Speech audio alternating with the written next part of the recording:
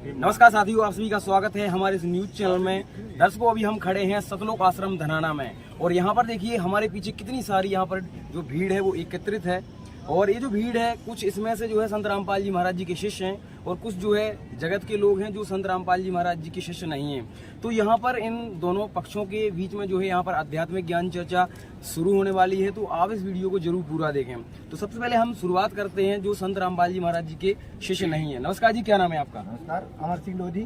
Sir, आप कहाँ से आए हैं? एमपी जिला राजौरी। आप एमपी से आए हैं, तो क्या जानना चाहते हैं आप संत रामपाल जी महाराज जी के विषय में?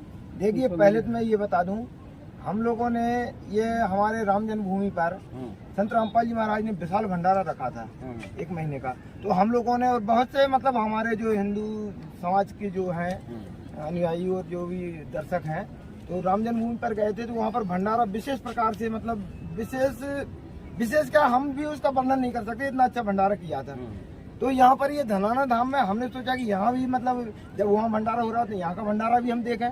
तो हमारे यहाँ भगत जी के साथ हम आए हैं यहाँ पर। तो यहाँ देखने में तो मतलब विशेष विशाल भंडारा भी हो रहा है और अच्छी तरह से हो रहा है, सब कुछ अच्छा लग रहा है।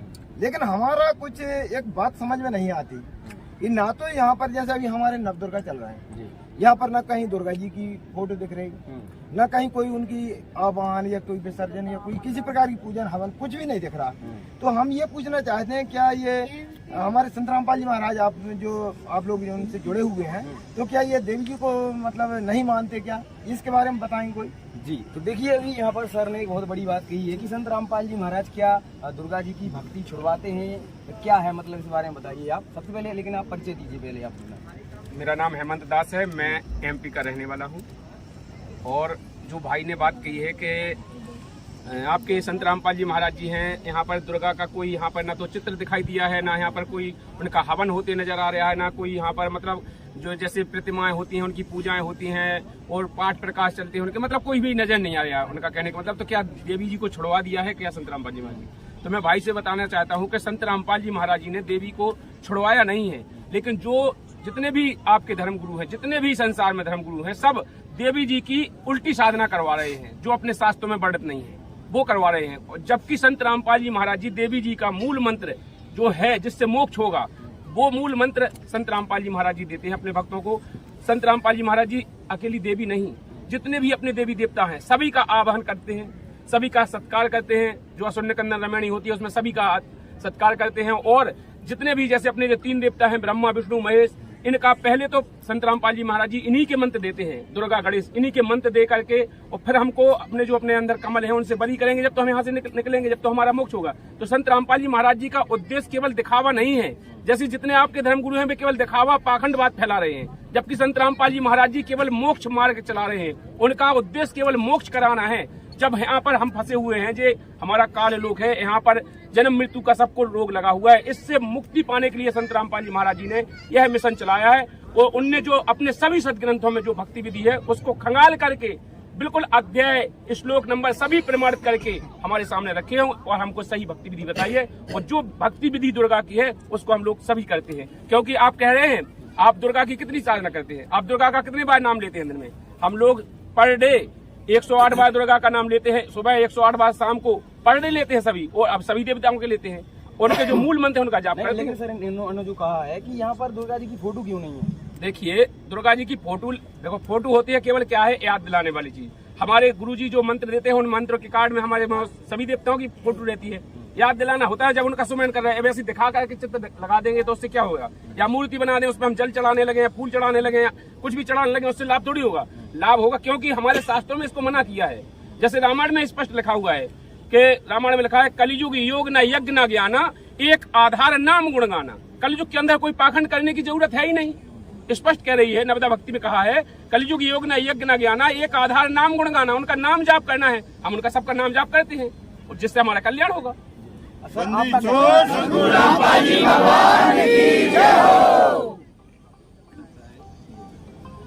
देखिए, भगत जी ने बताया जैसा कि शास्त्र अनुकूल भक्ति गुरु जी बताते हैं, और शास्त्रों में जब देवी जी खुद कह रही है कि उसी एकमात्र परमात्मा को जानो और सबको छोड़ दो, तो फिर देवी जी की आज्ञा का पालन हुआ कि नहीं? मानस का जैसे चर्चा आया था रामचरित मानस में राम जी खुद कह रहे हैं, कोई सेवक प्रियतम मन सोई ममान का सम्मान, वो मेरा सेवक है जो मेरी आज्ञा माने। अब दुर्गा जी आज्ञा दे रही ब्रह्म को जानो, जिससे तुम्हारा कल्याण हो जाएगा। फिर वो पूजा, जैसे हमने पहले से पूरा कहा कि कलयुग केवल नाम आधार है, केवल नाम का आधार है, तो नाम के बाद भक्ति तो कोई बताते हैं, फिर अब इनको ऑब्जेक्शन वाले तो भक्ति नहीं। देखिए सर, इनका कहना है कि देवी जी जो हैं वो किसी अन्य परमेश्वर की शरण में जाने के लिए बोल रही हैं। अब आप क्या कहना चाहोगे? देखिए हमारे यहाँ जैसे जगत गुरु शंकराचार्य थे स्वरूपानंद जी, अब तो मतलब सतलोक चले गए, वो स्वर्ग चले गए। सतलोक का तो हमको मालूम नहीं, वैसे आप लोगों को मुझे सुना सकते हो, तो वो तो स्वर्ग चले गए। लेकिन वो भी राजराजेश्वरी जो कि दुर्गा जी की ही मतलब एक जैसे 9 देवियाँ रहती हैं, उन्हीं में से राजराजेश्वरी, उन्हीं की उपासना करते थे। अच्छा, इन नवदुर्गों में ये जो अभी चैत्र की नवदुर्गा चल रहे हैं, इन पर भी उनका हवन यज्ञ चलता था और मूर्ति पूजा भी होती थी। उसके बाद जो कुंवर अश्विन के महीने में, जो कुंवर के महीने में जो नवदुर्गा रहती हैं, तो उनमें भी उनका हवन यज्ञ चलता था। और हम लोगों को भी मतलब हम 9 दिन व्रत भी करते हैं, जिससे कि मतलब हम लोगों का स्वास्थ्य भी ठीक रहता है और हमको पुण्य लाभ भी मिलता है। ब्राह्मणों को भोजन भी कराते हैं, कन्या भोजन भी कराते हैं हम लोग, और हवन यज्ञ भी करते हैं। तो क्या हम फिर ये गलत कर रहे हैं?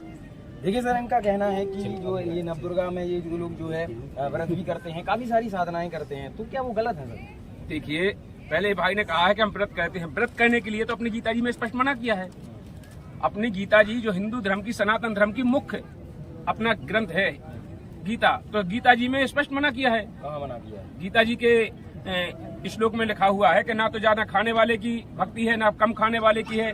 इसलिए मतलब ना तो बिल्कुल भूखा मरना चाहिए, ना कम खाना चाहिए। मतलब साधक को अपनी साधना करना चाहिए और सिंपल रहना चाहिए। तो इसलिए स्पष्ट कहा है, तो हम क्यों मतलब मनमाना आचरण करें? ये तो मनमाना आचरण हुआ।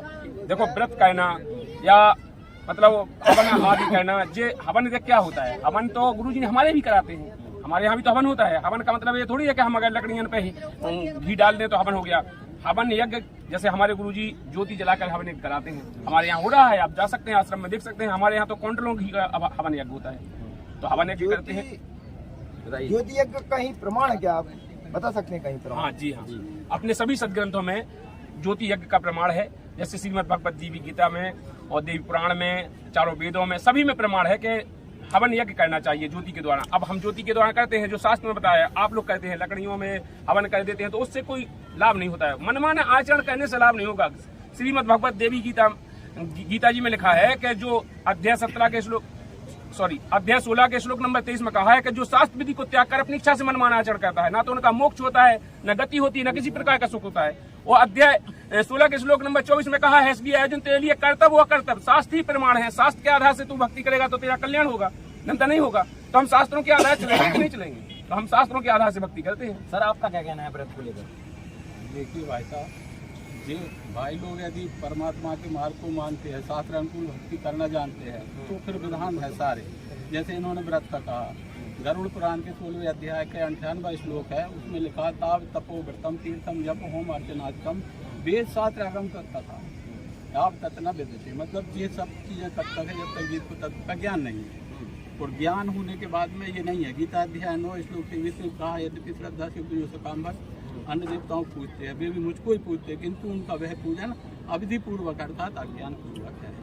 और गुरुजी ने जो मोक्ष का मार्ग बताया है, वो गरुड़ पुराण के 6 अध्याय के 19 श्लोक में लिखा है कि जीव ने ये वादा करके आया है कि परमात्मा इस बार हमको बाहर कर, फिर ऐसा उपाय करूंगा जिससे पुनः गर्भ में ना आए।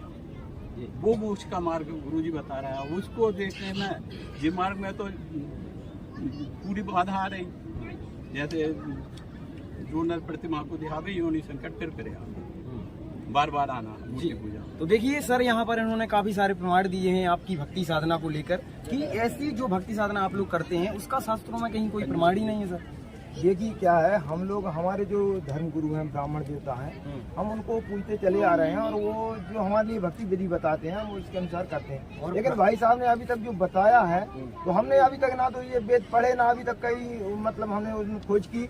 तो फिर मतलब ये वास्तव में आप जो बता रहे हैं कि फिर गीता जी में यदि लिखा है कि शास्त्र विधि को त्याग कर यदि हम मनमान आचरण करेंगे तो उससे कोई लाभ नहीं होगा। तो सर, आपका क्या कहना है संत रामपाल जी महाराज जी को लेकर? सर, मेरा ये कहना है कि प्राचीन काल से भारतवर्ष में देवी देवताओं की पूजा होती आ रही है जी। देवी जी को विशेष रूप से हिंदू धर्म के लोग मानते हैं, और देवी जी को जो है सर्वशक्तिमान भी बताते हैं। पर बात यह है कि ये भाई लोग जो है प्रमाण तो देते हैं बहुत सारी चीज़ों का कि ये भी यहाँ प्रमाण है वहाँ प्रमाण है। किसी भी सदग्रंथ के 2-4 श्लोक आप बोल देते हो तो क्या उससे सिद्ध हो जाता कि सारी बात आपकी सही है? उसमें कहीं देवी जी की भक्ति का भी तो लिखा है। आप जैसे मना का बोल रहे थे उसमें भक्ति करने का भी लिखा है, तो हम कैसे माना कि आपकी बात सही है? क्वेश्चन किया है परंपरा को लेकर कि हमारी जो रीति रिवाज है शुरुआत से ही देवी जी दुर्गा जी की भक्ति चली आ रही है, लोग करते आ रहे हैं और आज भी लोग वो लोग कर रहे हैं, तो आप इनको गलत कैसे बता रहे हो? ये अपने सदग्रंथों में देवी जी ने स्पष्ट लिखा है कि उस ब्रह्म की पूजा कर, और ब्रह्म कह रहा है श्रीमद देवी में गीता जी में कि उस पूर्ण ब्रह्म की भक्ति कर।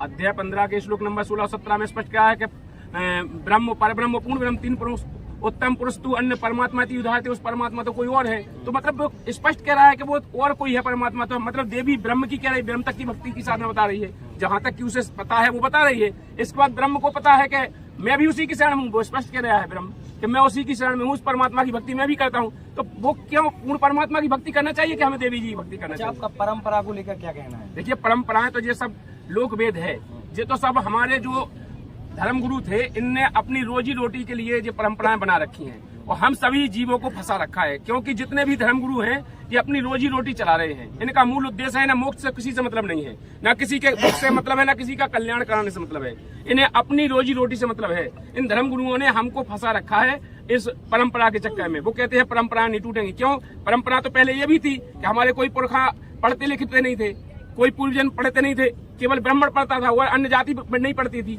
तो क्या आज भी क्यों नहीं वो परंपरा चल रही है? आज क्यों सब लोग पढ़ा रहे हैं अपने बच्चों को?